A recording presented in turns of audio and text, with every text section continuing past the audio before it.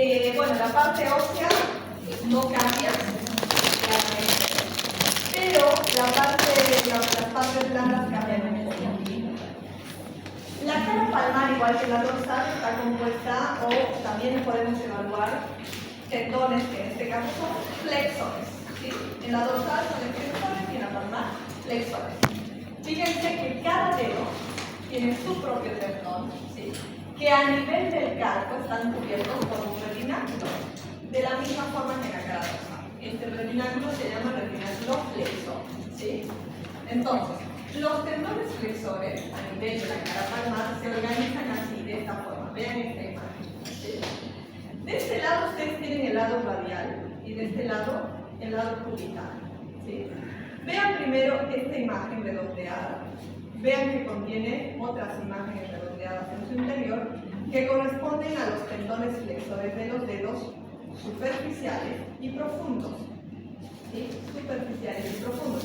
No tienen un nombre para cada uno, tranquilos.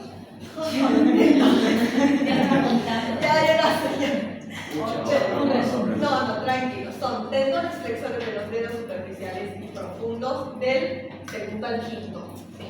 Porque el flexor del pulgar está acá, ¿sí? O sea, perdón, flexor del pulgar acá y flexor radial del carpo acá. Pero lo que me interesa que vean es esta zona. ¿Ven esta línea acá? Bueno, este es el retináculo flexor y por debajo de él pasan los tendones flexores, ¿sí? Y más hacia el lado radial está el flexor largo del pulgar, ¿sí? Por encima del retináculo, esta imagen redondeada es el nervio mediano, ¿sí? Entonces, algo que habíamos visto que era parte de nuestra agenda era ver el túnel carpiano. El túnel carpiano es un túnel osteofibroso. ¿Por qué se llama osteofibroso? Porque tiene límites. Por debajo están los huesos del carpo y por encima toda la parte fibrosa, que en este caso es este retináculo. Este es el techo del túnel carpiano. ¿Sí? Acá.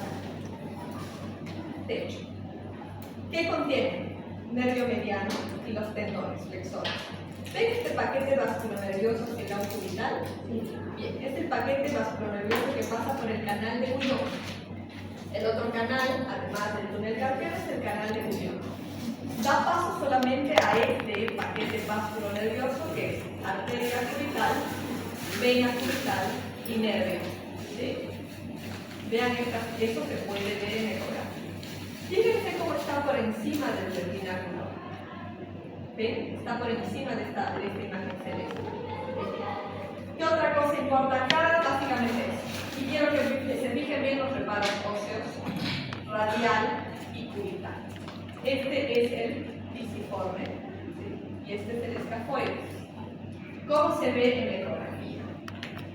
En ecografía, la primera imagen que vamos a obtener es una imagen panorámica de la cara palmar de la muñeca. ¿Sí? Fíjense la posición del transductor, ¿sí? Donde podemos identificar todo lo que les dije anteriormente. Primero veamos los reparos óseos. Hacia el lado radial, ¿qué hueso tenía? Escafoides. Hacia el lado cubital, pisiforme. Bien. Estos son los dos reparos más importantes para que ustedes puedan evaluar el túnel del carpo y su contenido. No es a cualquier nivel. No es más distal, más proximal. Es a este nivel donde tienen que evaluar el nervio mediano. Fíjense cómo está marcado acá. Si lo quieren ver sin marca, lo tienen acá. ¿Ven esta imagen ovalada? Que tiene un margen más hiperecogénico, que es el epidemio. Que tiene una imagen en sal y pimienta. ¿Sí? Tiene puntitos blancos en los más negros, imagen de sal y pimienta. Esta es nuestra estructura del nervio mediano. ¿Sí? Vean acá otras imágenes redondeadas más hipoecogénicas, ¿sí? Que están expuestas en una hilera superficial y otra profunda. Corresponden a los tendones superficiales y profundos, flexores superficiales y profundos. No importa. No tiene un nombre específico para cada uno, superficiales y profundos. ¿Sí? Este es el tendón flexor del pulgar y este es el flexor radial del carpo. ¿Sí? Entonces, fíjense cómo el flexor del carpo está sobre el escafoides, el del pulgar está más digamos, hacia medial, y acá ya van a ver todo el conjunto de los tendones superficiales y profundos con el nervio mediano, el retináculo flexor. Fíjense, este es el retináculo, ¿ven esta línea? Por encima hay una imagen redondeada, neopotenia, que corresponde a la arteria cubital. La vena en general suele colapsarse en el estudio, entonces no van a poder ver dos imágenes homogéneas. Por eso al lado de la arteria ya se puede ver el nervio cubital. ¿Sí? Fíjense, nervio cubital.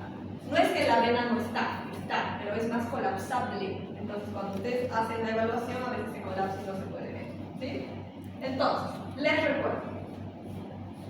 Escafoides, pisiforme. Tienen que poder identificar esas dos estructuras óseas para poder ver bien el nervio mediano y medirlo. Porque es acá donde ustedes tienen que evaluar si hay un síndrome del túnel carpiano por una neuropatía del mediano por atrapamiento. Un síndrome de atrapamiento. ¿Sí?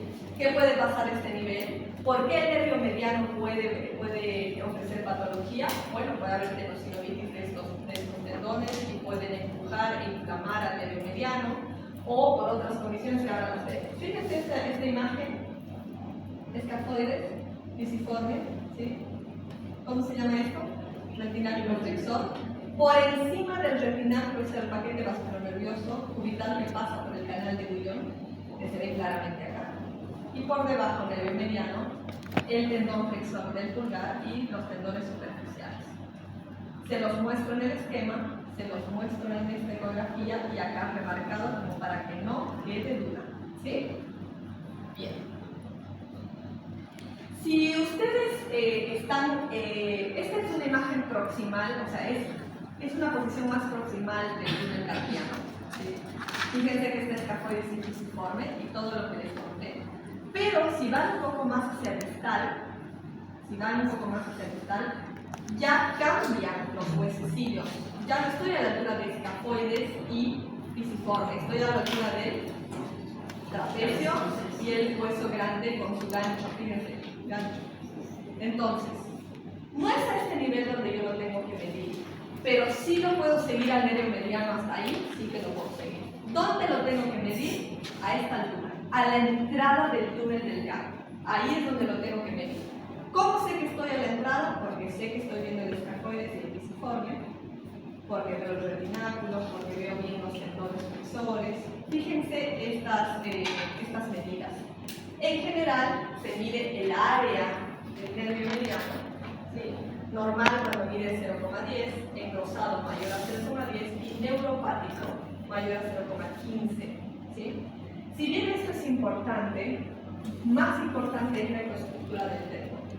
Un nervio patológico es un nervio que pierde su estructura, ya no conserva la estructura en sal y pimienta, está más engrosado, está hipohipogénico, ¿sí? Y a veces sobrelevanta o empuja el retináculo hacia arriba porque está inflamado. ¿Sí? Esto ya es si lo busco más distalmente, pero recuerden que lo tienen que medir del otro lado. El canal de Guyon, cuando quieren focalizar el canal de Guyon, este es el retináculo flexor y está por encima del retináculo flexor, arteria cubital y nervio. ¿Sí? Pisiforme. Cartílago hialino esto. ¿Sí? ¿Qué pasa con el síndrome del túnel carpiano? Hay causas, obviamente es un fenómeno inflamatorio que puede tener un origen traumático, ¿sí? Un origen metabólico o un origen inflamatorio per se. Traumático, bueno, evidentemente sufrió un traumatismo el paciente por algún motivo y pasa, no es lo más frecuente. Metabólico, muy frecuente, pacientes diabéticos, pacientes hipotiroides, pacientes con amiloidosis. ¿Qué puede pasar? Que el nervio per se se inflame, ¿sí? Sin que haya algo alrededor que esté generando inflamación. ¿Sí? Son pacientes que con mucha frecuencia hacen síndromes del túnel carpiano y quizás haciendo la ecografía ustedes no van a poder encontrar una causa local pero sí van a ver el nervio inflamado con un área agrandada. Fíjense, solamente se le cambió la coloración, o sea, en el equipo para que resalte el nervio. ¿Sí? Fíjense este nervio. Quiero que identifiquen que está enrosado, que tiene bordes irregulares, ¿sí? Y que hay una leve distensión o levantamiento del retináculo flexor. ¿Sí? Ese es un signo indirecto de una neuropatía. Clínicamente el paciente que va a tener disestesias a nivel del primer, segundo y tercer dedo y la cara radial del cuarto dedo. ¿Sí? ¿Qué son disestesias? Puede tener parestesias, puede tener hipoestesias, ¿no? O sea, las disestesias son más generales, pero puede tener de todo. A veces solo dolor, pacientes con dolor en la mano, incluso de toda la mano, por irradiación o por dolor referido, hay que estudiarles el nervio mediano. ¿Qué pasa con el canal de Guyon? Lo mismo, es un canal donde si hay una causa o local o de alguna otra patología como metabólica, el nervio se ve inflamado, puede generar también disestesias en las zonas cubitales. ¿Sí? Zonas cubitales. ¿Quién está afectado? El nervio cubital. ¿Dónde está el canal de Guyon? Por encima del retináculo flexor hacia el lado cubital. Fíjense cómo el nervio está bien hipocogénico, ¿sí? Y agrandado. Veamos un poco de las manos. Entonces, cara palmar, empezamos con un estudio en borde transversal. En el borde transversal, en una sola imagen, ya pude ver el túnel carpiano y el canal de Guyon. Pude ver todo lo que contiene el túnel carpiano y el canal de Guyon y ver patología. Es un solo paso. Si quieren, después pueden confirmar, creo que esos hallazgos del otro eje, el eje longitudinal, se puede ver el eje longitudinal. Pero una vez que hicieron esa evaluación, tienen que pasar a evaluar las articulaciones de las manos. Acá les muestro, fíjense esta imagen panorámica de las articulaciones de los dedos. Acá ven una articulación interfalángea proximal y distal. ¿Sí? A nivel palmar, se puede apreciar mejor la articulación y el tendón flexor. ¿Sí? Nosotros a nivel de los dedos tenemos dos tendones flexores, les había dicho, superficiales y profundos. Ya en la muñeca se veían superficiales y profundos, y cada dedo tiene un tendón superficial y uno profundo, que tiene una disposición anatómica especial. Acá, fíjense cómo este tendón, fíjense cómo se hace más pericogénico en esta zona, porque hay un refuerzo a este nivel. Esto se llama plato volar. Es un refuerzo del tendón de ese nivel y de la cápsula articular de ese nivel para contener en su lugar a la articulación. ¿Sí? Por encima de este tendón hay algo que se llama polea. ¿Alguien escuchó de las poleas? Nosotros podemos hacer este movimiento gracias a los tendones flexores. ¿Sí? Si yo no tendría poleas, al hacer este movimiento los tendones se saldrían de su lugar. Cada tendón flexor está contenido en su lugar gracias a un refuerzo transversal o anular del tendón. Gracias a eso se mantienen en su lugar. ¿Sí? Esas poleas pueden sufrir alteraciones y, por ejemplo, si se inflama a este nivel, o se debilita, o le pasa, o se rompe, puede dar lugar a algo que se llama dedo en gatillo. ¿Alguien vio a algún paciente con dedo en gatillo? ¿O lo tuvo? El paciente flexiona y se queda el dedo así, por eso se llama dedo en gatillo. Y la hiperextensión le duele y genera chasquido, suena. Eso es un dedo en gatillo. Y la patología está ubicada a este nivel, en la zona de las poleas. ¿Sí? Ahora les voy a mostrar un poquito más. Pero quiero que identifiquen acá cómo, así como a nivel dorsal, a nivel palmar, yo puedo ver el reborde óseo de la falange y del metacarpiano. Esta es una articulación metacarpofalángica. El metacarpiano está acá, con su cabeza. El cartílago hialino se ve acá, esta banda. Y acá está la falange proximal. Acá está el espacio articular, ¿sí? Y acá está el tendón flexor. Y acá hay dos, uno superficial y uno profundo, ¿sí? Que no siempre se ve así, porque cambia de ubicación en los siguientes niveles con sus recorridos. Pero no quiero que se mareen por eso, porque eso sí realmente es más de especialista y no necesitan saber eso para el día a día, ¿sí? Para su día a día. Un ejemplo de patología a nivel de las articulaciones de esta, por ejemplo, de interfalange proximal es el derrame sinovial, que ya lo vimos en la cara dorsal, pero en la cara palmar se ve mucho mejor. Fíjense cómo hay una distensión de la cápsula articular, lo mismo se nivel y que hay power bonding, ¿sí? Fíjense eso.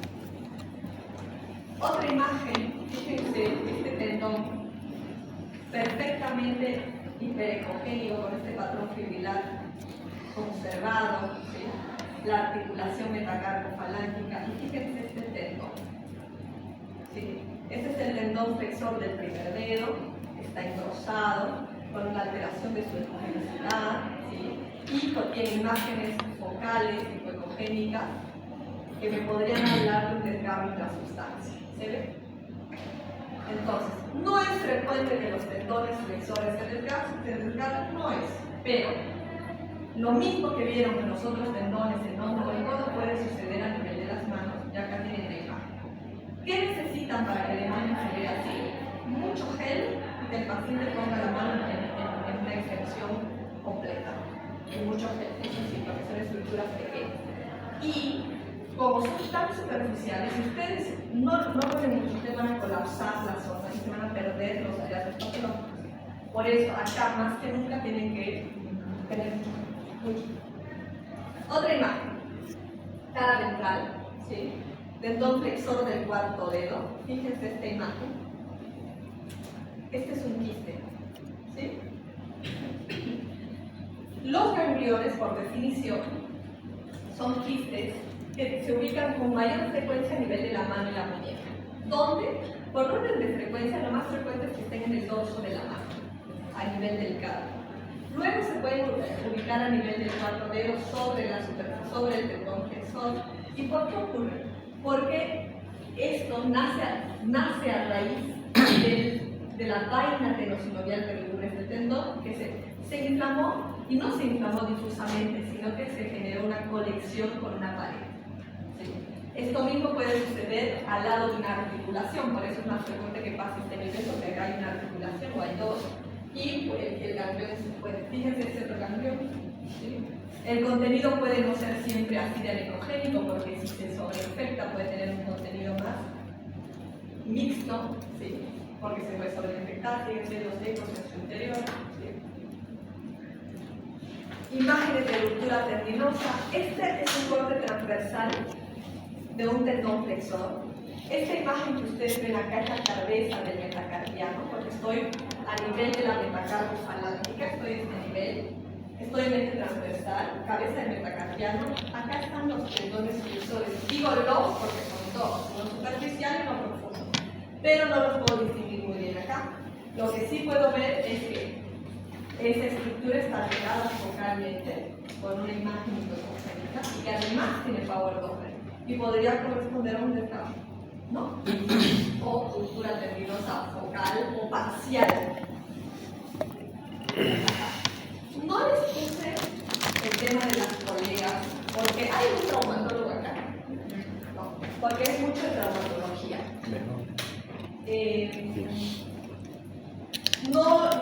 Es bastante complejo el sistema de poleas, pero lo único que necesito que dominen bien es esto. Identifiquen primero la articulación. ¿Sí? Esta es la distal, esta es la proximal, la metacarpofalángica. Identifiquen bien el tendón flexor y que sepan que a nivel de la metacarpofalángica, de la interfalange proximal y de la distal, el retináculo acá se engruesa y forma una polea. Y que esa polea se puede romper, sí, o que se puede engrosar, sí. ¿Sí? Sobre todo el dedo del gatillo, que es muy frecuente. ¿Sí? Entonces, ¿dónde ocurre el dedo del gatillo? Con frecuencia en las metacarpofalángica. Y en general el tercer o cuarto dedo van a ver con mucha frecuencia. Cuando les pidan una ecografía, ¿qué van a ver ustedes? Primero que hay un patrón fibroso, está todo esto fibrosado, porque ya está engrosado el tendón y la vaina que lo recubre. Y después quizá una alteración de las poleas. ¿Sí? Y eso se los piden para ver si el traumatólogo tiene que infiltrar. Por eso les preguntaba hacer un traumatólogo, porque los traumatólogos infiltran mucho el dedo del gatillo y quieren ver si la polea está rota, si no está rota, quieren ver si hay algo que infiltrar o no. ¿Sí? Entonces quizá eso les llegue a tocar, pero vamos a ver más en la práctica. Porque es tan finito esto, que no se puede ver en una imagen única. Hay que verlo en vivo. ¿Sí? Eso es lo único más puntilloso de esta parte. Lo más importante y lo más frecuente para ustedes es el síndrome del túnel carpiano, realmente, ¿sí? Y evaluar el nervio mediano. Y de los tendones, ¿cuál es el que más afecta? El cubital, perdón, el radial del carpo, el flexor radial del carpo y del pulgar. Estos no son muy frecuentes. ¿Sí? Sí pasa en pacientes con artritis reumatoide, sí pasa, porque por vecindad, por continuidad, por la articulación radiocardiana se pueden inflamar. Pero después la verdad que no es muy frecuente. ¿Cómo se llama el que está verde oscuro? El de arriba es flexor radial del carpo. Este es el flexor radial del carpo y este es el flexor del pulgar. Ahora tengo una pregunta. Sí. Nos dice que tenemos que medir el área. Sí, el área del nervio mediano, siempre. Ecográficamente, ¿cómo lo vamos a medir? Vamos a ir al ecógrafo, vamos a colocar área y vamos a marcar todo. Volumen y van a marcar todo. O vamos a hacer 3 medidas multiplicado por 0,52. Van a marcar todo manualmente. ¿Sí? Pero cuando entramos al ecógrafo, a la parte Seleccionan área y volumen. seleccionamos área de volumen y algunos nos van a decir manual. No, ya cuando ustedes ponen volumen, automáticamente se pone. Y lo dibujamos por fuera. Por dentro del epineuro. No incluye el epineuro. El epineuro es esta, ¿ven esta línea? Ya. Pero con este borde, este no. Tiene que ser por Entonces lo dentro. dibujamos por dentro Sí. y nos va a decir el volumen. 0,10. Les va a salir automáticamente la medida. Ahora, en este caso no se hace comparación uno con Sí, el puede otro. hacer comparación. Sí, Porque ¿por qué? Porque puede haber un paciente que la medida sea 0,10 y está en el límite, ¿sí? Pero que él anatómicamente tenga un nervio chiquito. Entonces, si usted lo compara con el otro y hay una medida mayor a 1, ¿sí? Mayor a 0 o más de una décima, mejor dicho, si hay diferencia, lo van a poder ver. Sí ayuda mucho el ahora normalmente si el paciente está engrosado o es neuropático, tiene que tener dolor. Sí, Porque tiene si no, síntomas. No, primero, si no, ni consulta al paciente. ya. Si él consultó, es porque tiene molestia, porque tiene disistencia, tiene patología del nervio periférico. Pero a veces es un hallazgo. Hay médicos que informan que el nervio mide 0,16 y el paciente no tiene síntomas. Eso Pues puede pasar. generalmente va a tener síntomas. Casi siempre tiene síntomas. Ahora lo que yo decía, por ejemplo, usted decía comparar uno con otro. En este caso vamos a comparar Si este encuentran nervio algo con este. patológico, sí. Y Si tienen dudas, sí. si este mide, por ejemplo, 0,16 y este está 0,10, Es una diferencia grande. entonces, y la paciente dice, esto no me duele, me Lo duele informa, solo lo informa. informo. Pero usted lo informa, en conclusión no va a poner neuropatía. ¿Entiende? Porque no está neuropático, porque el paciente no tiene síntomas. Está sintomático. Claro, está sintomático. Un paciente neuropático es un paciente con síntomas. Ahora, si tiene síntomas y esta mano me sale 16, y esta mano no le duele, no tiene nada, sale 10, entonces este lo voy a Es informar. patológico, tiene síntomas y es neuropático. Entonces tiene que informar cuando ponga en impresión diagnóstica neuropatía del nervio mediano. ¿Sí? Síndrome de atrapamiento. Y arriba voy a... Y en hallazgos tiene que poner, se observa, nervio mediano, no sé, aumentado el volumen, hipocogénico, con elevamiento del retículo flexor o con pérdida de electroestructura en sal y pimienta, con un área de volumen mayor a o de tanto, la rota. Eso va en la descripción. ¿Sí? Y se tiene que poner tendones superficiales, se observan sin tendinovitis, superficiales y profundos, cada cosa en particular. Van a ver que el informe ya va a estar hecho, que es como todo, ya tienen el informe hecho, solo tienen que cambiar lo que ven de normal, patológico o alguna llave. Para hacer mal, entonces vamos a hacer todo eso es un protocolo. Todo eso es. Por más que venga solo por el túnel cardiano, tengo que mirar eso. Sí. ¿Por qué? Porque quizá ese paciente tenga un síndrome del túnel cardiano porque tiene una artritis o un derrame sinovial a nivel cardiano. Si usted no evaluó la parte dorsal, no va a encontrar el derrame. Si usted le informa a su médico que tiene un derrame sinovial importante y que tiene un síndrome del túnel cardiano, tiene un síndrome de atrapamiento con un derrame sinovial, porque tanto líquido está comprimiendo el derrame cardiano. Y eso no lo va a poder ver en la cara palmar, porque yo en la cara palmar no les mostré articulación ni radiocardiana ni intercardiana porque no se evalúa. ¿Sí? Ahora, si la orden dice evaluar, por ejemplo, sospecha de síndrome del túnel cardiano, mano derecha. Sí.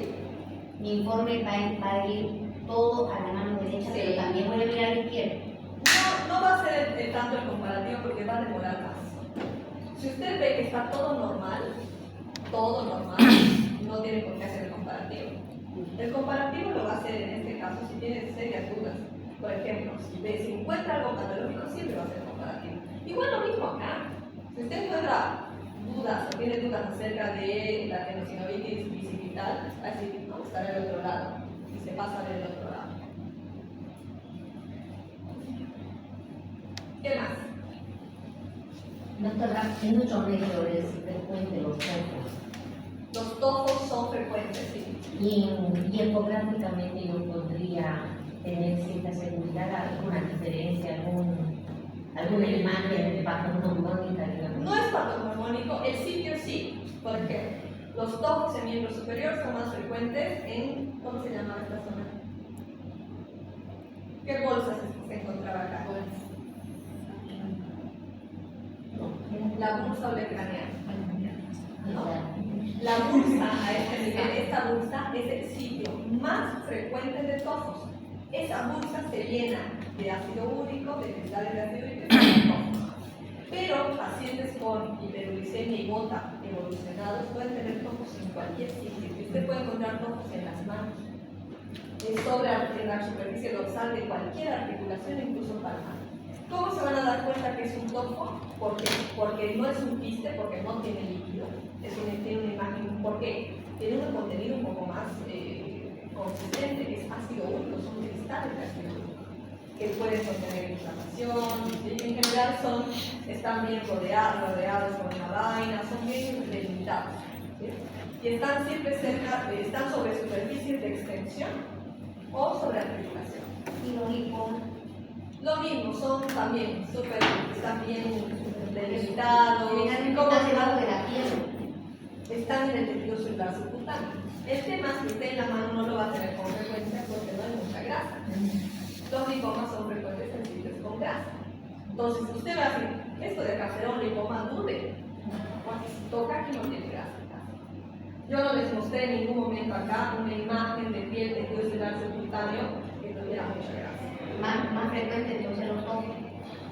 No, más frecuentes son lo que les mostré acá. Primero, el derrame sinovial, pero si estamos hablando de imágenes redondeadas, delimitadas, los gangliones son más frecuentes, son muy frecuentes los gangliones. Si estamos hablando de una imagen delimitada, no de la patología en general a nivel de mano y muñeca. ¿Qué más?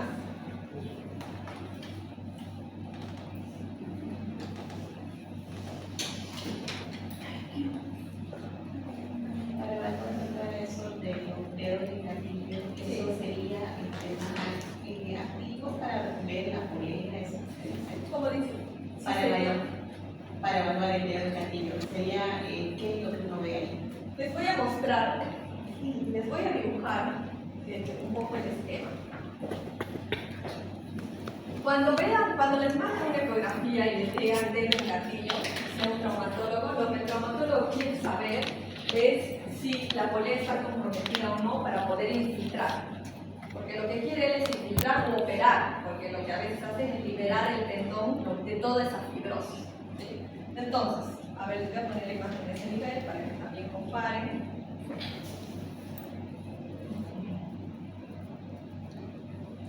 Esta es la imagen que quiero que tengan. ¿Sí? Pero el esquema es así. Ustedes acá, yo lo voy a hacer lineal, ¿sí? No importa para qué cómo está. A este nivel tienen una articulación. A este nivel tienen otra articulación. Y a este nivel tienen otra articulación más chiquita. Esta articulación es la metacarpofalángica, ¿sí? Esta es la interfalángica proximal y esta es la interfalángica distal. Esquemáticamente, yo estoy viendo la cara palmar. Acá está el espacio entre hueso y hueso. Y acá está el tendón. Son dos en realidad. El tendón flexor superficial y proximal. Estos tendones están recubiertos por una vaina que a este nivel ofrece un engrosamiento. ¿Sí? Ese engrosamiento da lugar a un sistema de poleas. Las poleas no son más que el engrosamiento de la vaina que recubre al tendón para mantenerlo en su lugar. Hay 5 poleas en los dedos. 5. Esta es la polea A1, acá está la A2, acá está la A3, acá está la A4 y acá está la A5. No se los puse porque realmente es ya de alguien que hace solo músculo esquelético y es bien especializado. Pero para que sepan, no es tan difícil. Son 5 poleas. La A1 está sobre la metacarpofalángica, sobre. La A2 está en la falange, entre estas dos articulaciones. La A3 está sobre la interfalange proximal, la A4 está acá y la A5 está acá. De todas estas, la que más importa es esta y esta y esta. ¿Por qué? Porque son las que con más frecuencia ofrecen patología. Esta, la polea A1 a nivel de la metacarpofalángica, a veces está tan patológica que no logra contener al tendón en su lugar. Entonces, el tendón al flexionar y al extender puede quedar trabado. ¿O por qué? Porque está fibrosado todo esto y lo atrapa en su lugar y no deja que el tendón se extienda normalmente. ¿Sí? ¿Qué quiere hacer el traumatólogo? Quiere meter una aguja acá, un corticoide de depósito, infiltrarlo para que se relaje, se desinflame y se libere el tendón. ¿Sí? Eso lo puede hacer ecoguiado. Algunos traumatólogos les piden a ustedes o a alguien experto en este tema que les muestre la polea para que él con la aguja entre y directamente sobre la zona de fibrosis infiltre. ¿Sí? Cuando se infiltra a ciegas, a veces uno puede infiltrar el tendón y eso es un problema, porque un tendón infiltrado se puede romper. Entonces, alguien que hace bien las cosas quiere hacer algo ecoguiado, para infiltrarlo te tienen que infiltrar. Y como es tan chiquito, realmente que no se puede pasar. Entonces, por eso importa el sistema de poleas. ¿Sí? Y es frecuente a este nivel por el dedo en gatillo. También puede pasar a este nivel y a este nivel se pueden romper las poleas. Y el tendón queda libre y se puede luxar. Eso pasa. A veces el traumatólogo, si ve que esto no funciona, tiene que operar para romper toda esta fibrosis. Cuando ustedes evalúen al paciente, cuando es muy crónico, es diabético, es hipotiroideo, van a ver que esto está bien engrosado y retraído y aquí tiene el dedo así. Este es el sistema de poleas. Es más anatomía, es muy quisquilloso. Ni siquiera les dije que el tendón flexor superficial y profundo tiene una anatomía bien especial. Cuando empieza la metacarpofalángica, el tendón flexor superficial se divide en dos vainas, se vuelve a unir acá, y el profundo lo corta por acá.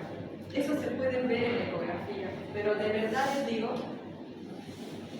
que no es para para este módulo ni para esta maestría. ¿Sí? No lo es. Pero me parece interesante que sepan esto porque es frecuente tenerla. Solo por eso. Solo por eso se los menciono y les explico acá con un poco de esquema. Y porque ustedes quizá van a poder ver esto engrosado. ¿Sí? ¿Lo tienen en cuenta? ¿Alguna duda? ¿O algo más que quieran que repasemos? Ya saben entonces, a nivel de la cara palmar, me van a explicar ustedes lo que tienen que ver. ¿Sí?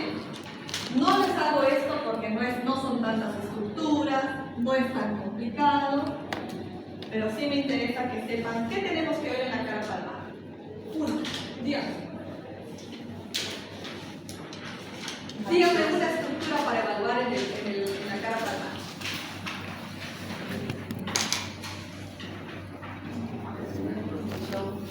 Ya, me gusta resináculo flexor.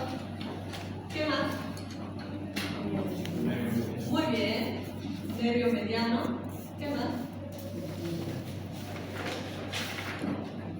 ¿Qué más vimos? El túnel carpiano, que era todo, sí, va a estar dentro, ya les pongo después, pero díganme algo dentro del túnel carpiano o fuera del túnel carpiano. Resináculo flexor, muy bien. Nervio mediano, muy bien. ¿Qué otra cosa? Flexor del pulgar. Bien, el tendón flexor del pulgar. ¿Qué más? Canal de Bullón. Perfecto, canal de Bullón. ¿Qué más? ¿Qué contenía el canal de Bullón? Arteria, vena y nervio cubital. Bien, arteria, vena y nervio cubital. ¿Qué más? ¿Qué más vimos? Flexor radial del carpo. ¿Qué más? Dos hileras.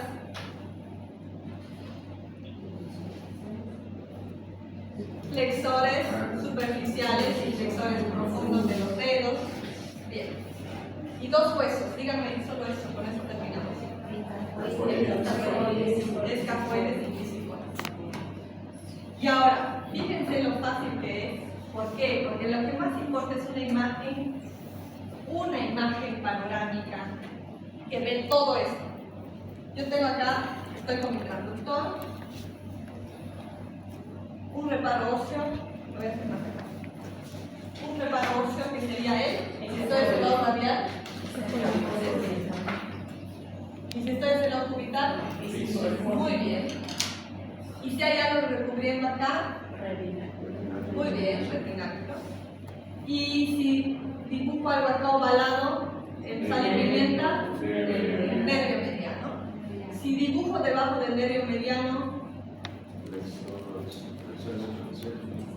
muy bien, flexores superficiales y profundos. Y si dibujo un acá más radial y grandecito, del pulgar. Y si dibujo uno acá más grandecito sobre el escafoides, el flexor radial del carpo. Y si dibujo acá algo anicogénico y algo no tan anicogénico, arteria, vena y nervio cubital. Muy bien. Y con esto, ¿qué evalué? Todo esto es el túnel carpiano. Y acá está el canal de Bullón. No es difícil su esquema, ya lo tienen. ¿Sí? Lo que me interesa que sepan es que el nervio cubital es superficial a los tendones y medial al tendón flexor del pulgar. ¿Por qué me interesa? Porque cuando hagan la ecografía, yo les voy a, ustedes no van a saber dónde están. Yo les voy a decir, pídanle a su paciente que flexione el pulgar. Cuando le pidan eso al paciente, este se mueve. Cuando ese tendón se mueve, ustedes ya saben que al lado está el nervio mediano. ¿Sí? Entonces, con este corte, en este corte escafoides y quisiforme, tengo que medir el nervio mediano. Tengo que evaluar, ¿hay o no hay tendinovitis? No hay. ¿Hay o no hay neuropatía del mediano? No hay. ¿Hay o no hay neuropatía del cubital? No hay. ¿Hay? ¿Se entiende? Eso es lo que tienen que informar. Es sí. Solo quiero que vean que el esquema, miren que yo no sé dibujar muy bien, pero quiero que les mostré cómo está bien el esquema. ¿Qué dudas tienen? Primero cara, eje longitudinal, luego eje transversal, luego eje longitudinal. ¿Se puede ver el nervio mediano que es longitudinal? Se puede ver. ¿Sí? Se puede ver. Pero este es el esquema, este es más distal. Este es el temites. Esto es lo que ¿sí? Muy bien. Muy bien, entonces. Si no hay ninguna duda, los dejo libres para que se sigan.